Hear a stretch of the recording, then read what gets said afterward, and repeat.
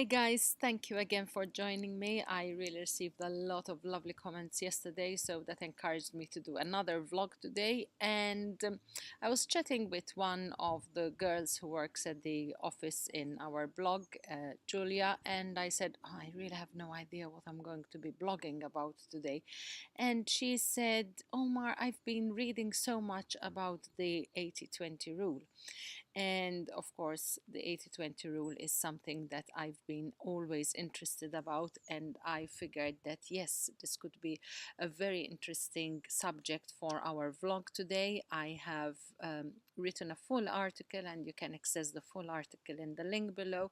I will be referring to several links on the blog itself for other stuff that I related to this post. But I am going to explain what the 80-20 rule is, and not only that, how understanding how it works and how it influences our life, how we can use it for our best benefit in order to improve our life and have a better quality of life. And these are all part of the very important things that we need to understand in order to be able to have a better life.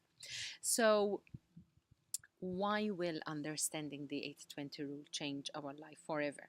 First of all, if you're not familiar with the fact of what the 80-20 rule is, I would like to explain it. And it is actually about the rule of unbalance rather than the rule of balance. And understanding how it works can be really a life changer. So the truth is that you live the 80-20 rule every single day of your life, and if you fail to recognize how strong it is, you will not be able to take advantage of it. So in this vlog today, I'm going to not just explain the 80-20 rule, but I'm going to go into a practical way of how you can use it in a positive way to improve your life. The 80-20 rule is also known as the Pareto principle. So basically, Pareto was an Italian philosopher in the 1800s, born in the 1800s. He was also an economist. And as the story goes, Pareto discovered that only 20% of his pea plants produced 80% of his juicy pea pods. So this thought triggered a lot of other thoughts and a lot of other observations that were notable for all the discoveries he made later on. At the time, he also discovered that 20%, for example, of the Italian landowners were just 20%, and in fact, they owned 80% of the entire land. This is true for many places in the world, and it's also has to do also with wealth distribution everywhere worldwide. So how does understanding the 80-20 rule going to affect our life on a day-to-day basis? I said earlier that it will amplify that life is not always balanced and life is not always fair. In fact, this Pareto principle highlights the disequilibrium in terms of production. So it applies for a lot of things in our life, and it shows that 80% of results will come from actually only 20% of input or action. So how are we going to apply this in our day-to-day life? First of all, we have to see how it features, the 80-20 rule features in our everyday life. I am going to call it the law of unfair distribution. So it may not always be exactly in 80-20, it could be a little bit more or less. However, this ratio can be seen as a universal truth in many instances. For example, if you look at healthcare, it's only 20% of people who use healthcare to 80% of the maximum benefit. It's only 20% of all sales reps, like estate agents, hypermarkets, drug companies, insurance, I don't know, lists could be endless, that generate 80% of sales. It's only 20% of products in any supermarket that get sold and attribute to 80% of turnover. So the list goes on, and this is all documented fact. But in reality, it also applies to our lives. For example, if you open your wardrobe and check what you've worn in the last year, you will find that you will only pick out 20% of what you have in your entire wardrobe. And this goes the same for us ladies with shoes. We only use 20% and out of our 100% on an average. Other than that, what we pick from a supermarket really is just 20% of what our shopping list is, and this is dictated entirely by the stuff that we choose to live. So if we choose to live healthy, then we're going to be focusing a lot more time and space on the health food area of a supermarket. If we're more into wines, we're going to be in the cantina. It goes on and on, and the fractals are very, very similar. So this 20% average and the 20% that is going to shape our life is what we are going to be discussing today.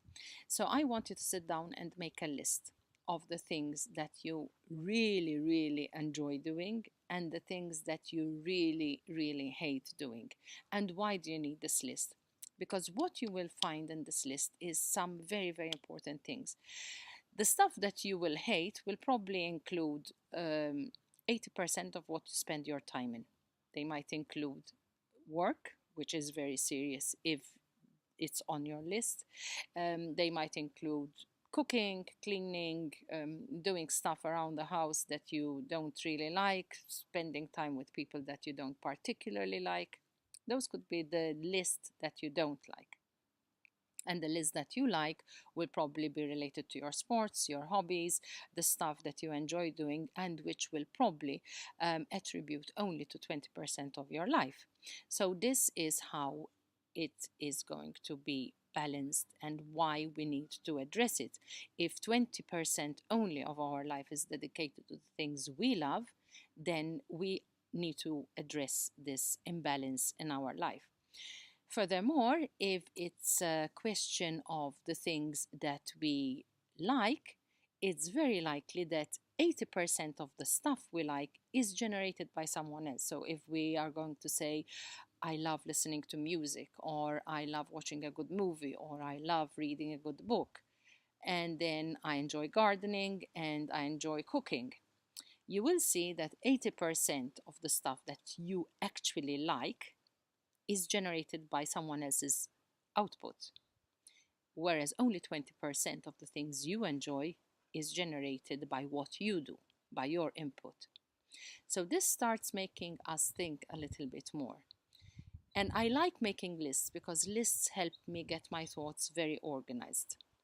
So if on the enjoyment level you wrote stuff that you could dedicate more time to in order to have a better life in the sense of fulfillment life, then you should be focusing why you want to do that rather than doing something else.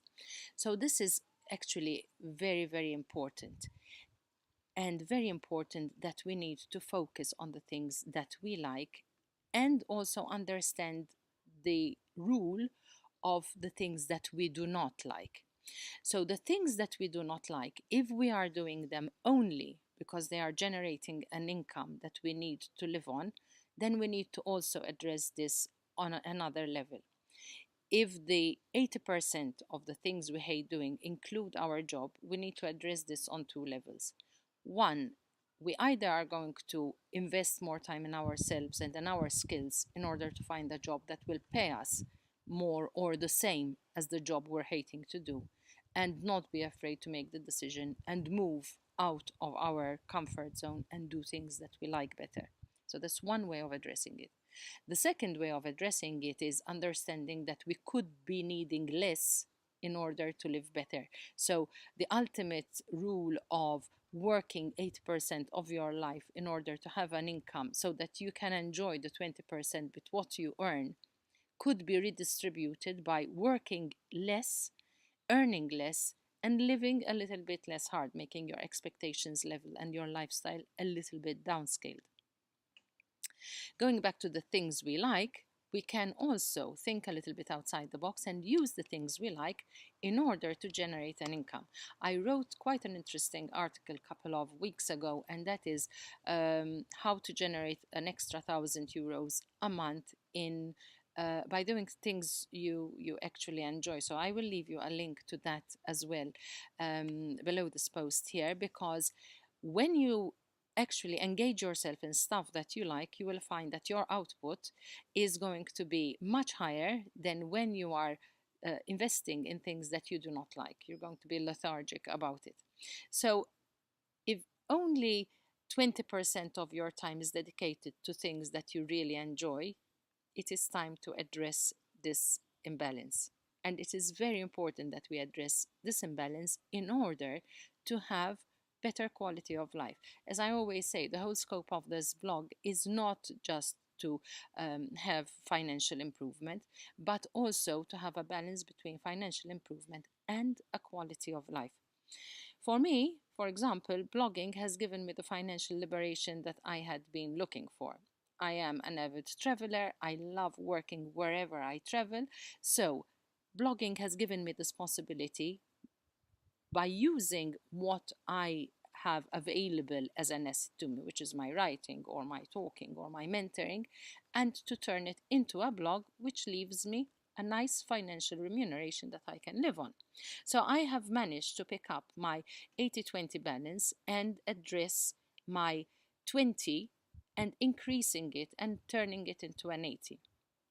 For example, there is another thing. It's only 20% of the people who, for example, have a passion for what they do, like artists, singers, whoever makes a huge success, business entrepreneurs who build multi-million businesses. It's only 20% of the people who really focus, who manage to make such a success. Now, I am not expecting you to be Carlos Santana if you are impassioned by your guitar. But if you spend more time with your guitar and with your music, you could be doing gigs. So instead of spending more time doing overtime in your work, then you could be using that time to do gigs and to earn money from the stuff that you enjoy doing, and your life will be more fulfilled. This is just a small example. I use blogging as another example because it gives you the possibility of seeing what you actually like vis-a-vis what you don't like, and what you like you will use it for yourself and for your self-improvement and for the improvement of others while still making money. So head down to the script part of this vlog, have a good look at all the information I gave on the written part of the blog, and see whether you can find anything that will make you think and set the trigger off in order to address the imbalance of your life and disprove the 20-80 or 80-20 rule. Thank you. See you tomorrow.